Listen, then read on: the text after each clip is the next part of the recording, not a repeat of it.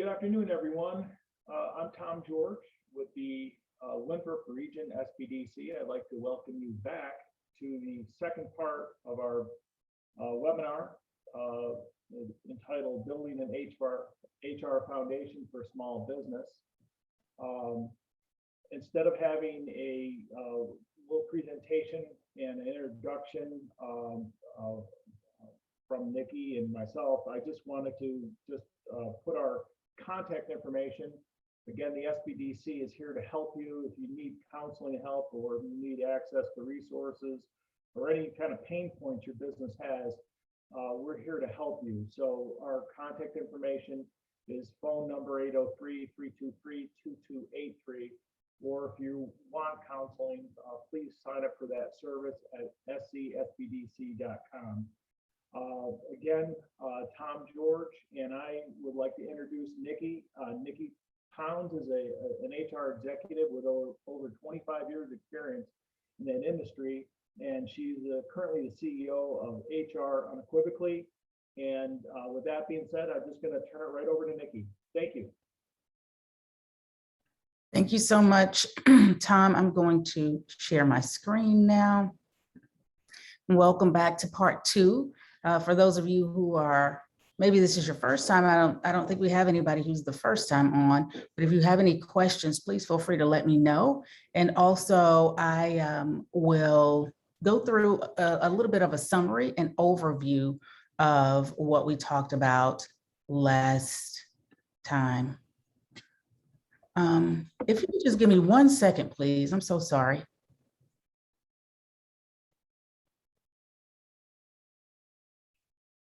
I've got a comment here that the volume is really low.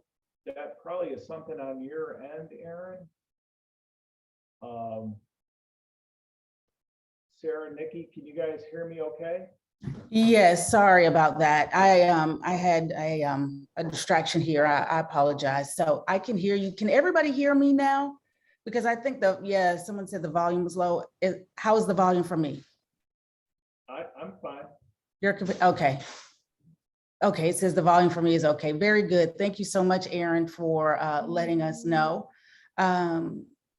So again, this is part two, and I'll go through just a little bit of a summary, not go into everything that we talked about in the last workshop from last week, but just to provide a brief overview and reminder of what we did speak about. And I will absolutely leave time for questions and answers, and maybe even finish up a few minutes early today. But last week we did talk about the 6 core functional areas of HR, and then a little bit about contractors and employees. So we will go through the remainder this week. So the 6 core functional areas, I keep getting those 2 letters mixed up today for some reason, are recruitment and staffing, compensation and benefits, training and development, employee relations, labor law, and compliance and safety. And depending on the type of business that you have, and if you have a brick and mortar business, you have an actual physical business that people are walking into, safety varies. And so I don't talk a whole lot about safety generally in these types of workshops because the requirements are so different. I provide a high level overview of what OSHA is and things like that, but I really don't talk about safety as much, although safety is very, very important for all of our employees, for ourselves and our employees. I just don't get into it as much because it just varies so much. But when we talked last week about recruitment and staffing and strategizing in this hyper competitive environment that we're in and that we're functioning in right now, we have to strategize and understand what our recruitment and staffing plan is going to be. We've had to switch around maybe some platforms that we used before. And so I didn't mention this last week, but I want to mention it now. I don't know if anyone's looking for contractors. So if you're looking for contractors or employees, what I found recently is Craigslist. So I don't know if you all remember what Craigslist is or have an account there, but many, many, many years ago, we would recruit from Craigslist. And then, 10, 12 years ago, we stopped recruiting from there, went to Indeed and some other platforms, LinkedIn and things like that. And now I've found for different types of positions, more technical roles. If you have a more technical role, so if you or somebody in your family or something, or if you're, looking for someone with more technical skill set, more hands-on skill set, then Craigslist could be the way to go. I was surprised when I heard it about 6 or 8 months ago and have been using it for some clients. So I don't lead in with my clients for recruiting, but I do recruit and or have a team that recruits. And so Craigslist. So if you didn't know that, try it out. Absolutely have a strategy and a plan for your recruitment and staffing. So understanding exactly what positions you're hiring for next, creating those distinct job descriptions and postings that are different from your job descriptions. Remember, I said that your postings needed to attract the candidates and get them excited about coming to work with you. And so you don't want to just list on your job posting your job description, because you just don't want to list duties for people to get them excited to come and work for you. So your posting should be different from your job description. So using really exciting phrases and words to get people excited to come and work for you.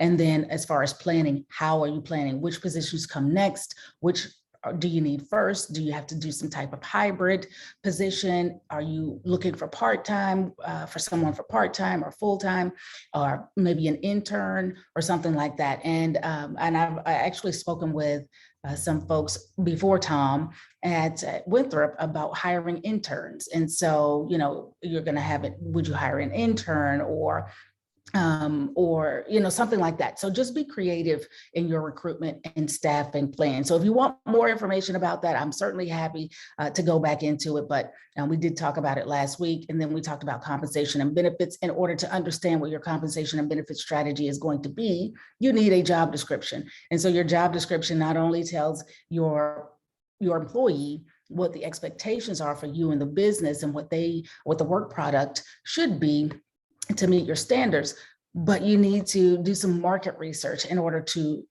create your compensation strategy.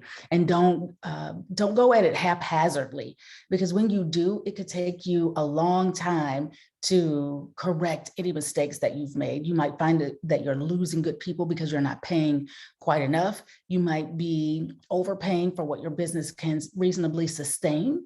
And so ensure that your compensation strategy, that you speak to either an HR consultant or your CPA to help you to create your compensation strategy for what is sustainable for you.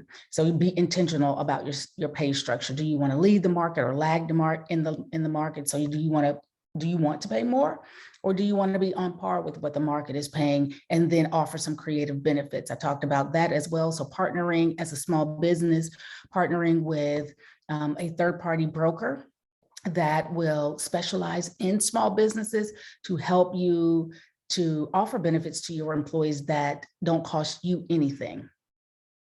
We talked about labor law and compliance, so FLSA, which is the Fair Labor Standards Act. And I think some of you here may be in HR, so you know this already, but we have to follow those rules. Doesn't matter the number of employees. So from one employee on, we have to follow FLSA, which means that we have to pay overtime for anything over 40 hours a week, and that we have to pay at least minimum wage. If you have a brick and mortar or you have a physical location, you want to ensure that your posters are visible, your posters that talk about minimum wage, OSHA, and other requirements for the business, or E-Verify, things like that, that your posters are visible. Workers' compensation is required when you have a physical location. If you are in South Carolina and you don't have a physical location, then you don't need workers' comp for 1 or 2 employees. But when you get to 3 and 4 employees, you will need workers' compensation. And when you have people on payroll, employees on payroll, you are required as a business owner to pay for Medicare, Social Security, and unemployment insurance for your employees. And then we talked about training and development, which we'll get more into today. And again, I said safety. I don't really talk about this as much because you really need to find out what is what the requirements are for your particular business when it comes to safety, because it's so all over the place that I really don't get into it as much. But ensure that you are Googling and understanding what your safety requirements are, or that you're partnering with an HR consultant to help you to understand what your safety requirements are. And we do have safety requirements by OSHA that's mandated for all employers. And we'll talk a little bit more about employee relations today as well. So let's get into the new information. So designing your HR processes, looking at hiring and organizational goals, talent acquisition strategy. I've talked about this already, job descriptions and job postings, screening applicants, interviewing applicants, and then offering promptly so you don't get ghosted. And a lot of employers are, and if you've seen this, if you're in the HR space now, you know that it's really, really tight when it comes to finding employees that meet the needs for your business. It's a lot of different things that are happening in the world that are creating this transition, but a lot of people want to start their own businesses now. We have people with clear objectives about what they should be paid, what they're worth, and they're not accepting anything less than that. And then it's so competitive in the market with small, mid-sized, and large businesses competing for the same employees that if you don't offer your job to the candidate that you have decided that you want to join your team quickly, and then we called it ghosting. You might not hear from them again. You call them, you email them several times. They don't call you back because they've already accepted something else. And so understand what your hiring and your organizational goals are. So are you planning to scale to 3 employees, depending on the level of growth and finances in 3 years and 5 years? And so your hiring goals need to match your organizational goals, because you can't do it all by yourself. And so if you need to hire, whether you're starting off with part-time employees or full-time employees, understand the growth dynamic with your hiring needs. And then your talent acquisition strategy, which we talked about earlier. Where are you getting people from? How are you getting them in the door? Are you doing virtual interviews? Are you bringing people in face to face? What is your talent acquisition strategy? So creating that to ensure that you can get the best talent and get people excited about coming to work for you is very important. And so understand what your orientation and onboarding strategy is going to be, how quickly you're going to do that. Are you going to ensure that your candidates have drug tests or do you not require drug testing, background check? Are you going to do that, or are you going to partner with a third party? So that's all a part of your talent acquisition strategy. And then we've talked about everything else. So I think there's something in the chat. I'll pause there. Okay, so that's a question about a survey for the webinar. So yeah, that's just me, Nikki, for the panelists. Okay, sorry about that. So design your HR processes. We've talked about compensation and benefits already. So let's go through that. We talked about a little bit about payroll, FLSA, in-depth, workers' comp, Social Security, Medicare, and unemployment. So understand that you can do your own payroll if you choose to do so, or you can partner with a company that specializes also in small businesses, or they have a division that specializes in small businesses when you are ready to either put yourself on payroll or put yourself and others on payroll. So you can negotiate that as well. So as an entrepreneur, a small business owner, ensure that you do negotiate your rates so that you're not overpaying for your payroll. I talked about this last week, the difference between an employer versus a contractor. So an employee versus a contractor. An employee is a worker hired by the business to do a specific job within the company's premises and under your supervision. A contractor can work from anywhere, away from the premises, on the premises, and generally have other businesses that they work with. The degree of control is mostly what the IRS or whoever would come in if someone were to look at your employee versus contractor status to ensure that you've classified your employees properly. The degree of control is how much control you have over their schedules, how much control you have over the way in which the person is doing the work, how much control you have over their whether they have other businesses that they work with. So when the person that you've hired as a contractor really has control over their own schedule, how they deliver the work, how they do the work, when they do the work, and where they do the work, then you're pretty safe. Last week, we talked about the 20-factor test. I think everyone had that. We put it in the chat. So if you have any questions about the 20-factor test, so if you're new here today and don't understand or didn't remember what the 20-factor test is, please let me know. So when we're thinking about the organizational structure, I alluded to that earlier, and we'll talk about it just a little bit here. So there are different types of structures. So you can have a flat organization where everybody's pretty much equal. It can be designed by teams. You can have a matrix organization. Most organizations function in a hierarchy like this one. Right now, it may just be you who is in all of these positions, but it's important to go through this exercise so that you can begin to see what you want and who you need in specific positions. So I tell my clients this all the time.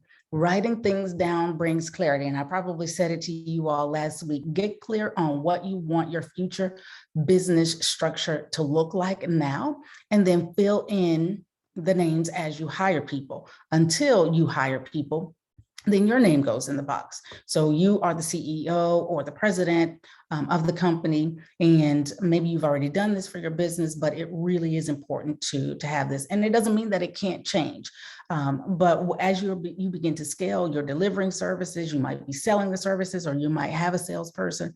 You're going to get busier and busier, and you don't want to be behind the 8 ball when it comes to your structure. You can feel it when your structure is out of order, and your employees can feel when you don't have a structure. So you may have an assistant, but that also could be you. Maybe you have sales, it could be you. Operations could be you. Account services could be you. All of it could be you for right now. So until you hire people to actually put their names in those blocks, your name goes in that block, and your name doesn't come out of that block until you hire somebody for that particular position. This will keep you focused on your goals, keep you focused on how you want your organization to be structured. And when you hire people, you're able to share this with them so that they know that you do have a plan for the future. When they ask you what your 2-year plan is, what your 3-year plan is, you're clear about it, and you can talk to your potential employees about it and candidates about it. Again, if you don't have employees yet, create one with your current team. And if your current team is you, then that's fine. So I talked about sales, operations, account services. In your current team, maybe you have an HR consultant that you're working with. Maybe you have a marketing consultant that you're working with, or a CPA or an attorney. Those people are not on your payroll, but they are a part of your team, and something that you should be clear about so that you understand what resources you have in front of you and resources you have available to you to lean on as you scale. Remember to rely on these people for things in your business until you get to a point where you're managing people on a daily basis, where you've hired people. Because if you have a marketing consultant or a social media person, then they would go in these blanks right now. And then when you hire someone onto your, or into these boxes, and when you hire someone onto your payroll, you switch them out for the person that you've hired on. But this is a really great exercise to go through. I've gone through it with the cohort that I was with, that I was in last year in 2020. So we started in January and we didn't finish until December. So it was an entire year. So we went through a lot of these things. And some of the things that I put in here are from the actual exercises that I went through. So I know it's beneficial for the business and for small businesses. So the business structures, again, hierarchical structure where, somebody reports to someone else, and you have layers. You could have a flat organization where everybody's pretty much on the equal playing field. You can have a team-based structure, and that's usually going to be for larger businesses or functional. So you have a salesperson, everybody in that sales and marketing work together, and or everybody in operations work together. So it's more functionally based. When we think about our service delivery standards, what are your standards? Your client service delivery model will also help you identify who you need to hire next. So even if you're not hiring somebody for the next year, we need to know what that is so that we don't lose sight of it. So it will help you fit and fill into your organizational chart when you understand what your service delivery model is. In addition to evaluating your culture, which we'll talk about in a moment, you can refer to your service delivery model to identify qualities you need within your organization. Your business services team could be a more strategic team in nature, that will help you gather data on your customer satisfaction, your follow-up and follow-through, depending on the nature of your business. Or your service delivery model could be more tactical, where they're actually delivering the services on your behalf. Your consulting team could be a part of your service delivery model. Your CPA, your attorney, your HR consultant, those are your marketing person, your social media specialist that you've hired, and they're not on your payroll, but that's a part of your team. And so by understanding what type of service you want to deliver, some metrics on how you want to deliver service, then this can also help you fill in your organizational chart when you get to that point. When we think about our employees and how we want to manage them. So I have a new client that I'm working with that they've been in business for about 2.5 years, and they're growing really, really fast. And we spoke about how they are evaluating their employees. And they contacted me because they're really not. They don't have a formal structure. But they know they need more employees. They know they need more contractors, but they don't even have a structure in place right now. So once you design the structure of your organization, you need to know what skills you have on your team, whether it's contractors or employees, and what skills you need, and then fill in the gaps. This starts off very basic and then becomes more complicated as you grow. You don't want to grow and then try to fill this in, because it'll be already too complicated, and you maybe even lost sight of some of what you have on your team. And it'll take you more time to really catch up. So if you start from the beginning, then, and as you grow, you will employ a more sophisticated system and analysis. But you can start here when you're analyzing your human capital currently or your needs. So who do you have? And what skills do they have? Somebody might be in your organization right now, someone that you've hired, or you might have a contractor, and you don't know what skills they have. Maybe they've, done something in their past or have a degree in something that they didn't pursue, but they're still very interested in it. So you have to have conversations with people. And then, maybe they've gone back to school, or maybe they've gone and gotten a certification while they've been working for you, something that they hadn't talked to you about. And when you have these formal conversations and you're actually analyzing who is on your team, then those things can come out. And having these conversations regularly is so important, so that you don't lose sight of who is on your team and the gaps that you need to fill. So begin to build this as you hire people, so that when you make your first hire or your next hire, you will know where the gaps are, and you can identify the qualities or skills that you need to fill those gaps. And I'll just talk a little bit, I'll just go a little bit off on qualities versus skills. And so sometimes, especially in this hyper-competitive environment that we're in for talent, we look at skills. We want a person to be able to sell XYZ thing, or be able and have experience with that, to have a degree in something or have a certificate in something. Sometimes we have to understand what the skills are that we need, but also identify the qualities that that person brings to the table, because you can teach skills.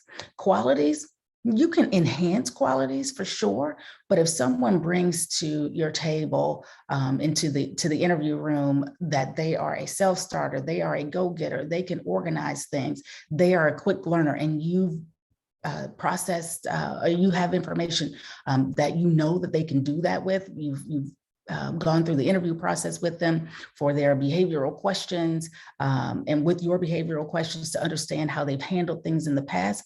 So if you're looking at qualities and that person has the qualities that are important for you, then that might be the person for you, even if they don't have all the skills necessary that you thought were you needed for them to do the job. You can teach the skills.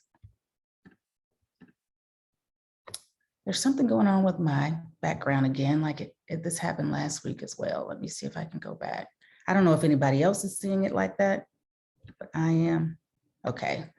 And so it does. Okay. Okay. Thank you. And so we are looking at who you have, what skills do they have, who do you need, and what skills you need, and what qualities you need. So it's really as simple as that, but sometimes we lose sight of it when we are, when we're in the middle of doing business. We're just wearing all the hats, we're wearing lots of hats. We know we need help, but we haven't really designed what that help is gonna look like for us. And so in order to understand what we need, we can start here. It's very simple. Write it down, but then be able to understand what you need and what gaps need to be filled in your organization.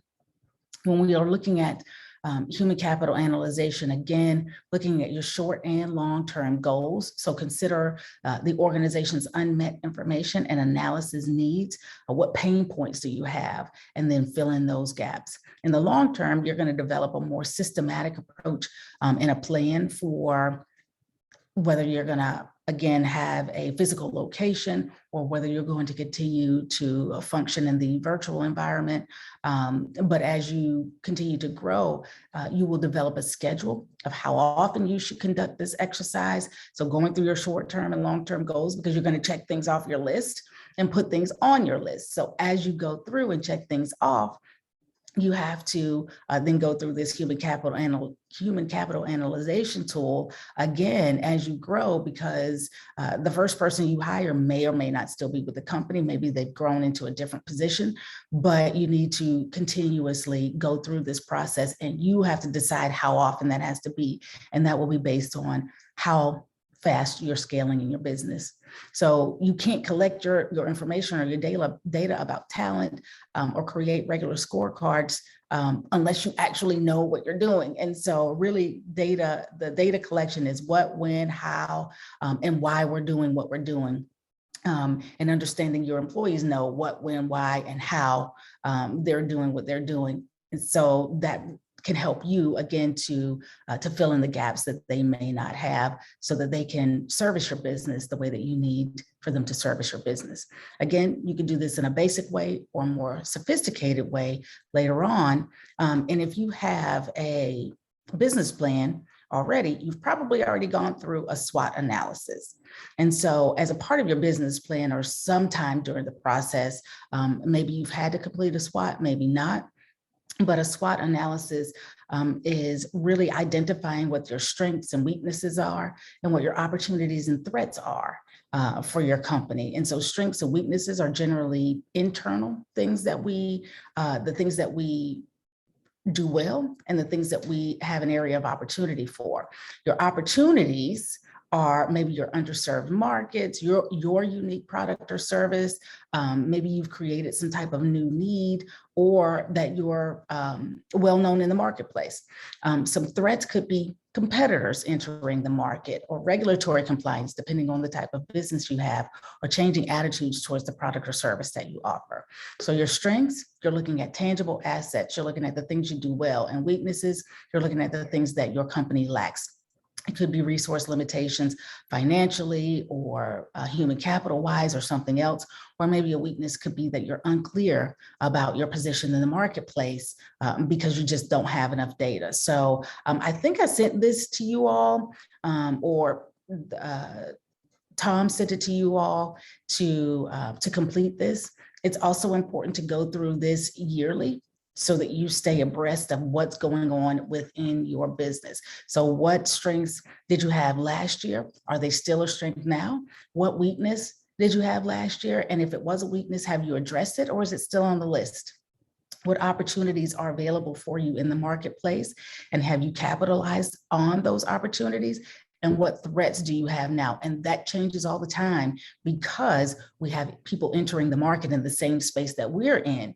It doesn't mean that there's not enough room for all of us. It doesn't mean that you can't still grow. It just means that you need to be aware of what is happening in the marketplace when it comes to the type of service or business that you offer.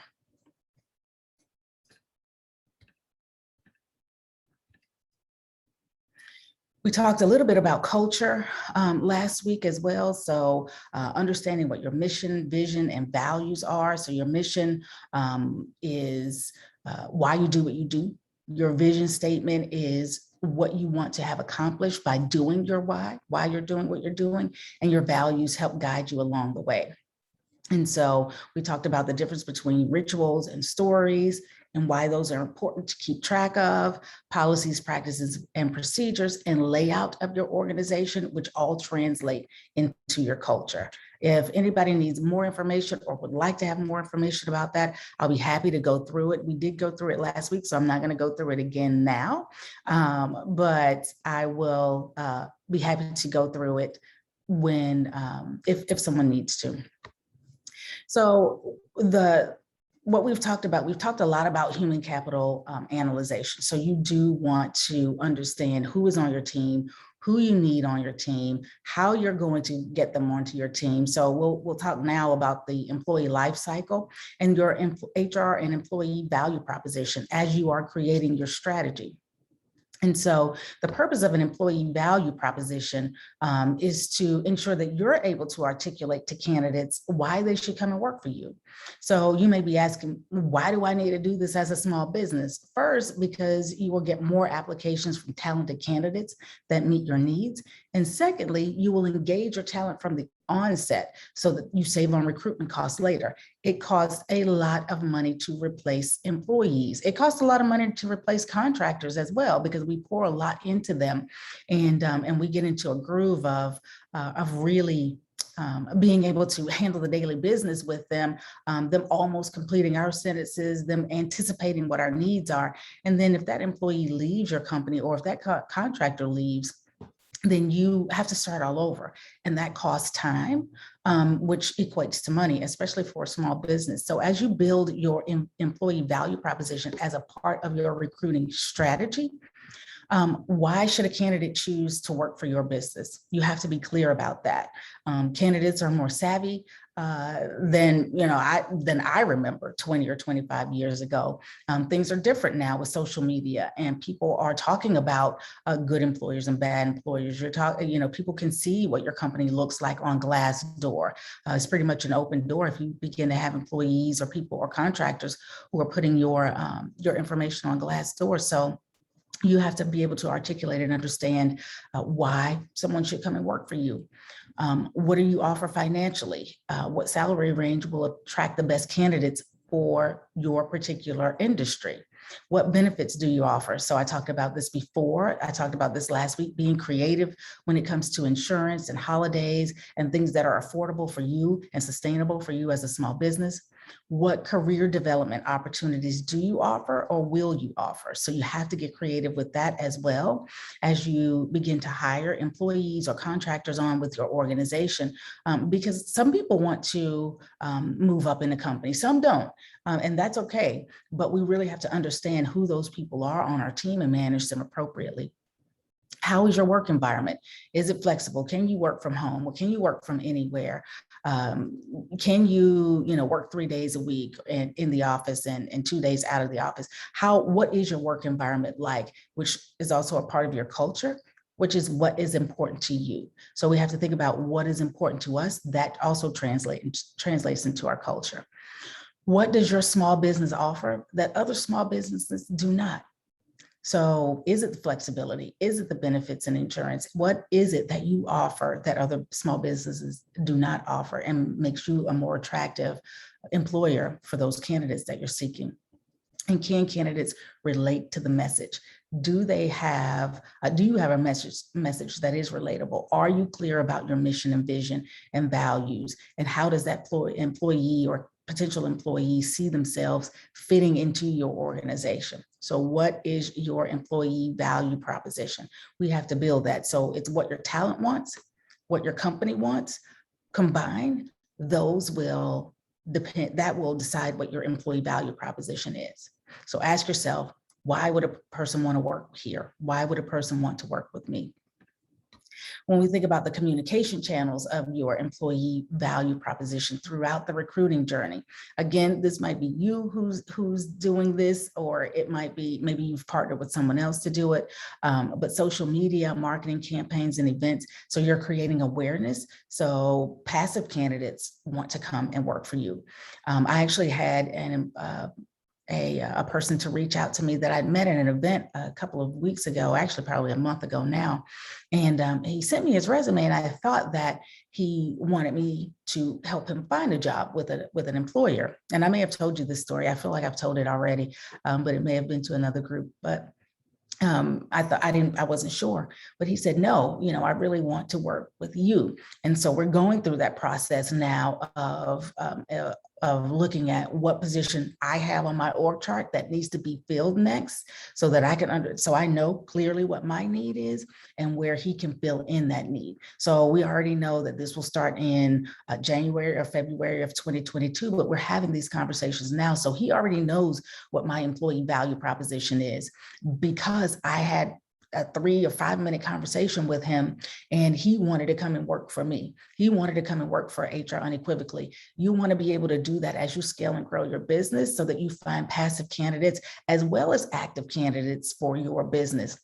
And not have such a struggle with being able to find people. And then once you get them on, being able to onboard them.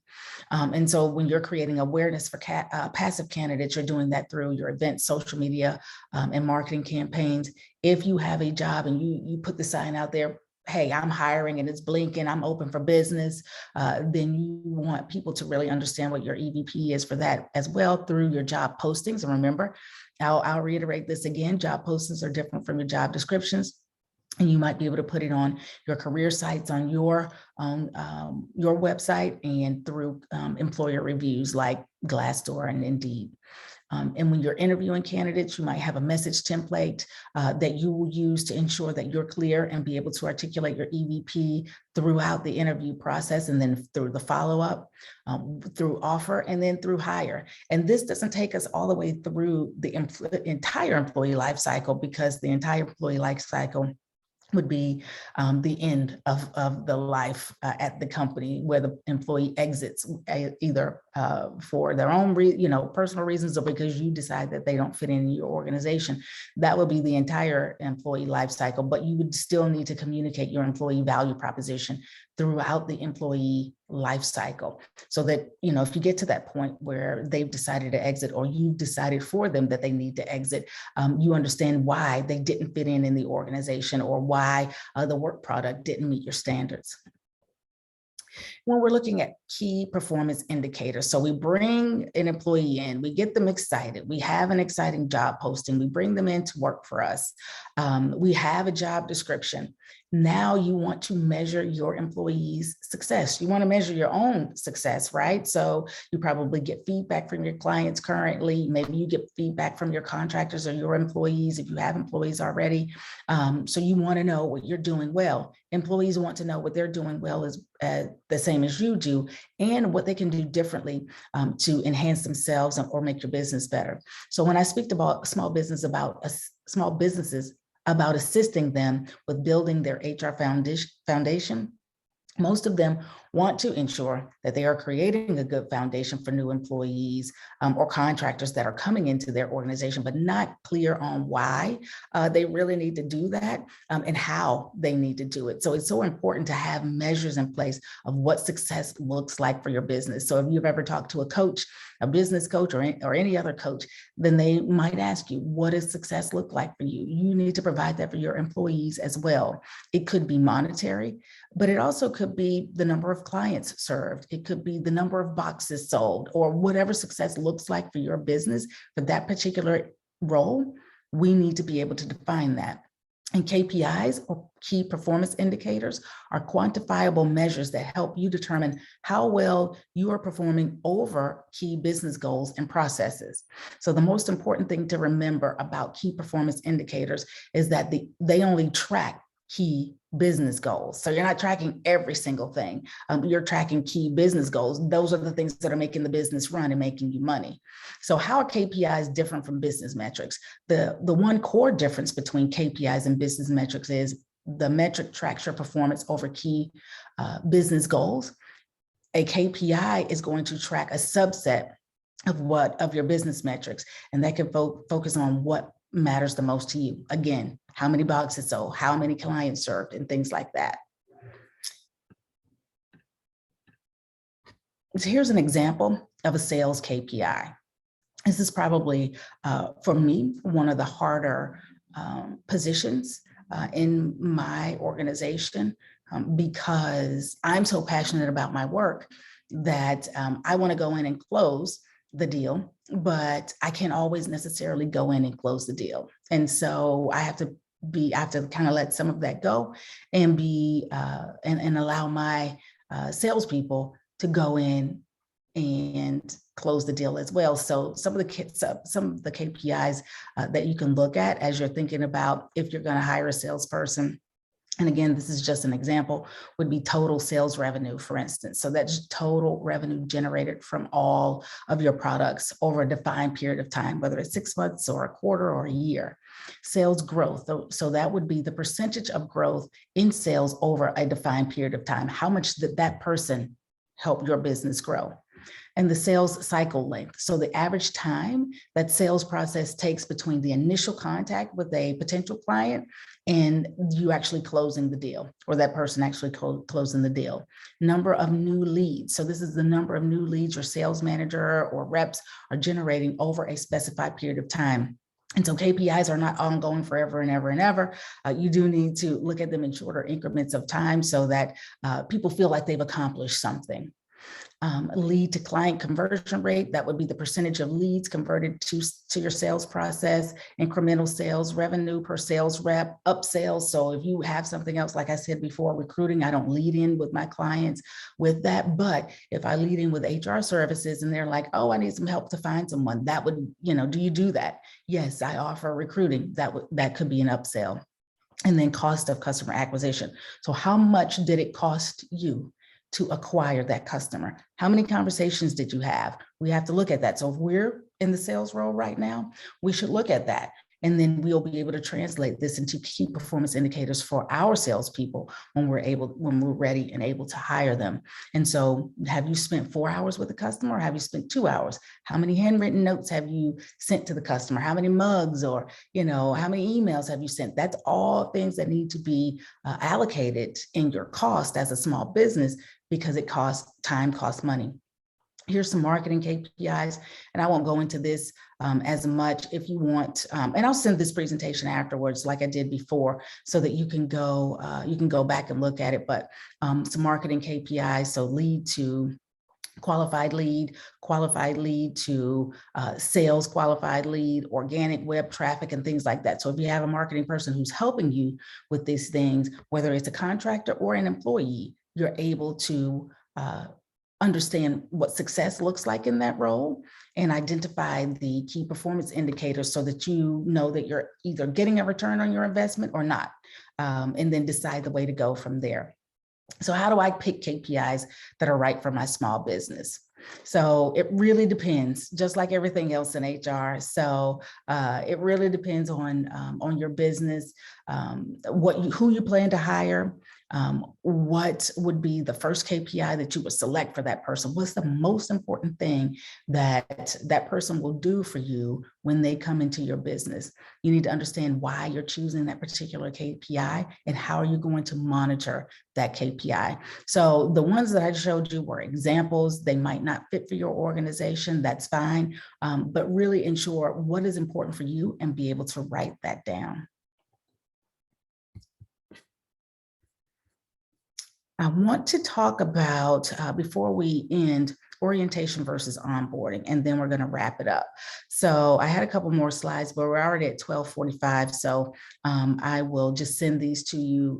I was going to talk about fixed cost versus variable cost and opportunity cost when it comes to interviewing, but I'll send the slides over and I'll have a little bit of information about that when I send them over if we don't have an opportunity to go through it at the end. But sometimes we use these words interchangeably, orientation and onboarding, and they are different. And so you've gone through your recruiting strategy now. You know what the 6 core areas of HR are for your business. You've built your recruiting strategy. because you have a recruiting strategy, you have your job descriptions, you know what your KPIs are, you also have a compensation plan and structure, you know what your benefits are that you're going to offer either now or later, so you're able to talk about that. You know what your employee value proposition is, and so people are excited to come and work for you. And now you need to orient them into your business. And so orientation and onboarding are different. Orientation is often a single event and works well in a group if you have more than one person that you're bringing in at a time, because you're giving general high level information about your company, like the mission, vision, values. Again, you are talking about the things that guide you, your company culture. Your culture is what is important to you, and your company culture, and I think I said this last week, is built before you even hire your first employee, because that is what is important to you. So what is important to you translates into your culture. And you look at that from your mission, vision, and values. What your company policies and procedures are. They complete paperwork. If you have benefits that you're offering there, you might have someone coming in to do that for you. Introductions to other people in your organization, introductions to your contractors even if you don't have other employees. Expectations for orientation would be just your email and voicemail expectations. Do you expect people to answer after 5, or, whenever you're calling them, they should answer the phone, or, do you give them 2-3 hours, or is it 24 hours? Whatever it is, what training plan you will have for them, confidentiality policies and things like that. So that's the expectations for orientation. For onboarding, it's different. So onboarding is a strategic process of bringing new employees into the organization and providing information about training, mentoring, and coaching throughout that transition in the company. So as people are navigating their way through your organization, this process begins at recruitment and continues through the acceptance and up to the first 6 or 12 months, depending on the complexity of your business. The onboarding process helps us to build good relationships between the employee and his or her manager. I need to change that today to their manager, who could be you or it could be someone else. The main objective of onboarding is to facilitate the employee's ability to contribute in that new role. And sometimes that's going to take some time. They're not going to just jump in feet first necessarily when the person comes into the organization. So what is your expectation for that? And we need to be able to articulate that. You're going to increase the employee's comfort level in the new role by having these conversations and having a structure for your onboarding.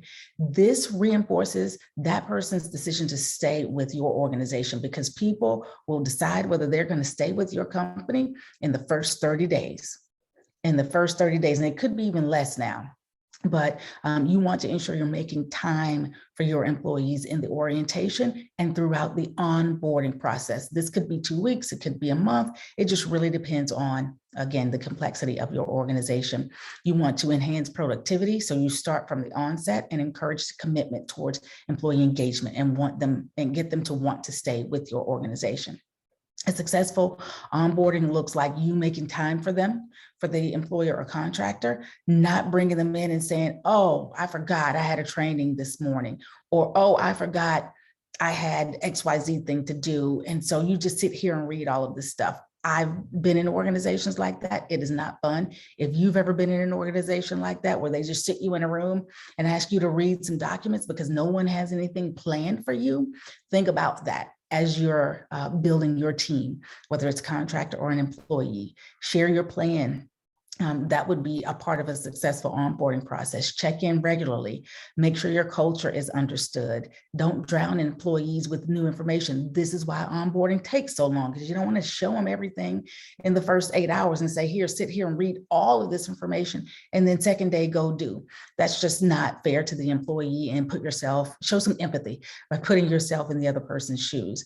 And then set goals. So don't forget to set immediate goals and expectations along with the employee. What do you expect to accomplish within the first 30, 60, and 90 days? You can do this in a small business. A lot of times I hear it all the time from my clients. Well, I don't even think I need this. I didn't think I needed this until I had so many false starts. And I recognize now that if I'd had a plan in place and really these things were in the forefront of my mind, that I could have built a stronger foundation for my employees and my contractors coming in. So We want to start off right. We don't want to start off haphazardly. And so when you're offboarding, this is the end of the employee life cycle when an employee decides to leave your company or you decide for them that they should leave. So you're preparing your paperwork in advance, transferring knowledge from that person if you have the opportunity to do so. So what have they learned? What things that they have in their head that are not written down that you think are important for them to transfer back to you, or to the next employee. Conduct an exit interview when possible so that you can get some feedback about what went right and what went wrong. And then if there's any company property that you need to recover, you have a checklist so you're able to get all of those things back. So to recap, we looked at defining your culture. If you hadn't already done that, defining your mission, vision, and values. Complete your SWOT. If you've not done that in a while, go back and revisit it, design your HR processes, and that would be everything from your recruiting and staffing through safety. We talked a little bit about safety, but understanding that, that's a part of what your responsibilities are as a business owner. And so you do have the 6 core functional areas now that you're able to at least go back and look at and see what structure you need to put in place and work through that process. Understanding the difference between an employee and contractor, we talked about that. Designing packages for them. So with contractors, you got a couple of forms. With employees, you have many more forms. You're putting them on payroll and things like that. If you need me to go back to that, I can. Creating your organization chart. Yes, a small business should have an organization chart. Who is on your team and who do you need on your team? What is your employee value proposition? Why should an employee want to come and work for you? So we have to be excited about it and be able to translate that. Developing KPIs, work with your CPA or your HR consultant to calculate your true cost. And remember, I said that capturing all the costs. How much time are you putting into your sales? How much time are you putting into grooming a potential candidate before you actually close the sale? That is all opportunity cost. And I'll send that information over. And then I say function like a big business, just function like a business. Be creative and or hire an expert to help you. So, you want to have your paperwork in order. So you function again like a true business and you get people excited to come work for you. So I'll stop now and take questions if there are any. Thanks, Nikki. That was great stuff here. I just want, if you can send me the presentation, and what I'll do is I'll send out the handout, the worksheet you sent, and the first presentation and the second presentation to everybody. Okay, I will. I've got a way to do that. So, are there any questions? Also wanted to mention there will be another survey coming through. Please take a few minutes to fill that out. It really helps us to identify kind of pain points for business and where we could perhaps bring some expertise to help folks as they navigate this uncharted world we're in. So that's really appreciated. But is there any questions? And I will plug Winthrop Small Business, and they don't pay me for this. They're not paying me to say this, but it has really been, when I started my business a couple of years ago and utilize the resources that they offer, it really gave me an outlet to talk through things, because being a small business owner and an entrepreneur, if you don't have a cohort of people or a team around you to really be able to bounce ideas off of, it can be difficult and it can be lonely.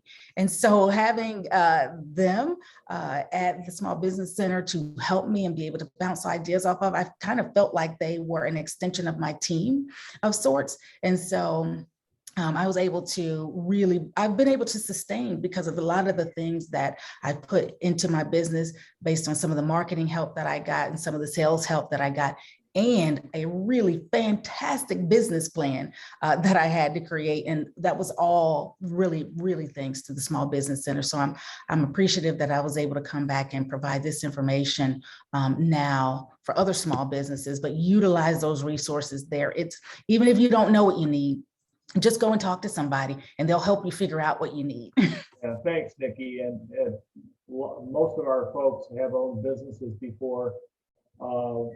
We also have access to some certain tools. We could benchmark you. We have something called Profit Sense that we could take your financials and benchmark them compared to other like businesses in the region or even in South Carolina. We've got marketing research tools, a lot of things that we have access to that we can help folks with. That's great. That's good to hear that. I know you worked with Todd before, and he was an excellent, he had great marketing. He was a mid-level manager for a food company and had a lot of marketing experience. And, you know, we get a lot of questions on marketing, but we're here to help. So great to hear that. Is there any questions at all? Well, if not, I've got 12:57. We wrapped up 3 minutes early. So congratulations, Nikki. This was wonderful. Really good information that helped me out. Thinking about that employee value proposition helps me manage our region and our office. So I really appreciate it, and I'm sure our folks who are on the webinar with us appreciate it too. So we thank you. And again, folks, thanks for joining us for these 2 sections. And feel free to drop in at scsbdc.com, and there's a tab called training, and look for upcoming webinars. Okay, have a great day.